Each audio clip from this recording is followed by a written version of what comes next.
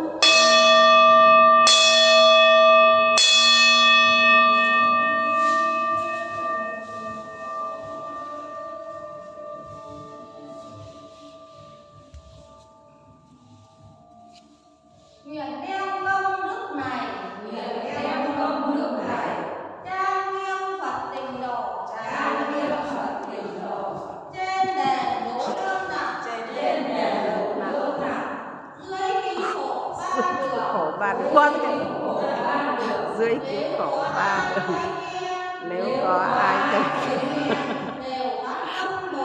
đều phát tâm Bồ Đề, hết một báo thân này, hết một báo thân này, đồng sinh cực lạc quốc, đồng sinh cực lạc quốc. Nam mô A Di Đà Phật. Nam mô A Di Đà Phật. Xin Đức Phật A Di Đà, Xin Đức Phật A Di Đà cho các anh hùng liệt sĩ cho các anh hùng liệt sĩ đã hy sinh trên đất nước Việt Nam, đã hy sinh trên đất nước Việt Nam qua thời đại chiến tranh, qua thời đại chiến tranh, được yên nghỉ được yên nghỉ trong và ngoài nghĩa trang đất nước Việt Nam, trong và ngoài đất nước Việt Nam. Hai chị em nhà mày nhá, đẹp chưa? Mèo đẹp chưa? Đấy, mèo đẹp chưa này? hồi hướng cho thập phương khắp giới hữu tình. Mèo đẹp chưa này? Đẹp chưa? Trên đền Hồ Đơn Nặng, Trên đền Đấy, chị gái mèo đấy nhá, chị gái mèo đấy. cổ ba đường, Đấy, chị gái mèo xinh chưa? Chị gái mèo xinh đấy. thế giới hòa bình, Chị gái mèo xinh thế này. Đấy, tất cả đấy, đều được hộ pháp, đấy hai chị em nó xinh không? hồi hướng cho các vong linh, hồi hướng cho các vong linh, anh linh, hương linh, cửu huyền thất tổ, cửu huyền thất tổ, ông bà cha mẹ, ông bà cha mẹ, nội ngoại hai bên, nội ngoại hai bên, nhiều đời nhiều kiếp nhiều đời nhiều kiếp của những người niệm Phật như chúng con ở đây. của những người niệm Phật như chúng con ở đây. Con hồi hướng cho các vong linh gia đình nhà ông Văn, Con hồi hướng cho các vong linh gia đình nhà ông Văn, con hồi hướng cho các vong linh gia đình nhà bà Bảy, con hồi hướng cho các vong linh gia đình nhà bà Lợi, con hồi hướng cho các vong linh gia đình nhà bà Lợi, con hồi hướng cho các vong linh gia đình nhà bà Lê Lợi, con hồi hướng cho các vong linh gia đình bà Lê Lợi, con hồi hướng cho các vong linh gia đình nhà bà Lan Đoàn, con hồi hướng cho các vong linh gia đình bà Lan Đoàn, con hồi hướng cho các vong linh gia đình nhà bà Bích Thanh, con hồi hướng cho các vong linh gia đình bà Bích Thanh, con hồi hướng cho các vong linh gia đình cháu Hoạt Thủy, con hồi hướng cho các vong linh gia đình cháu Hoàng Thủy, con hồi hướng cho các vong linh gia đình cháu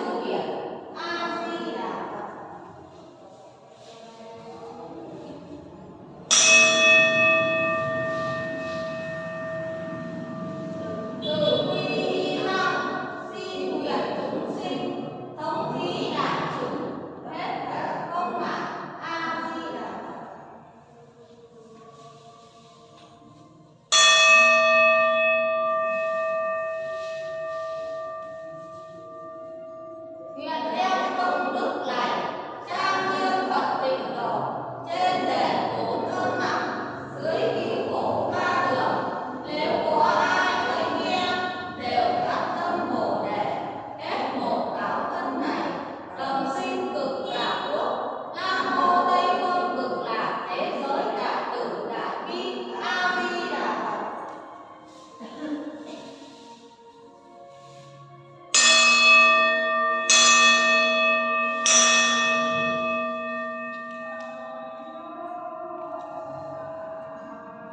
Xin Đức Phật A Di Đà, xin Đức Phật A Di Đà, cho tất cả chúng con, được vãng sanh về Tây phương cực lạc, Xin Đức Phật A Di Đà, cho tất cả chúng con, được vãng sanh về Tây phương cực lạc, Xin Đức Phật A Di Đà, cho tất cả chúng con, được vãng sanh về Tây phương cực lạc. Nam mô A Di Đà Phật.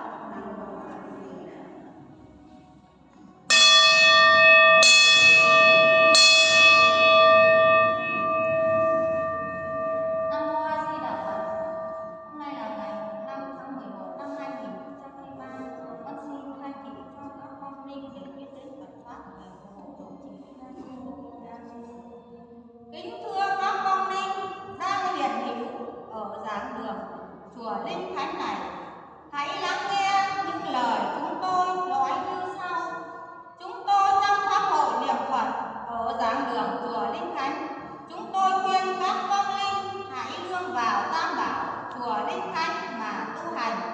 Tam Bảo chùa có 3 ngôi báu rất quý giá: một Phật, hai Pháp, ba Tăng. Một Phật, Phật là người đã tu hành nhiều đời nhiều kiếp, nay Phật đã thành Phật.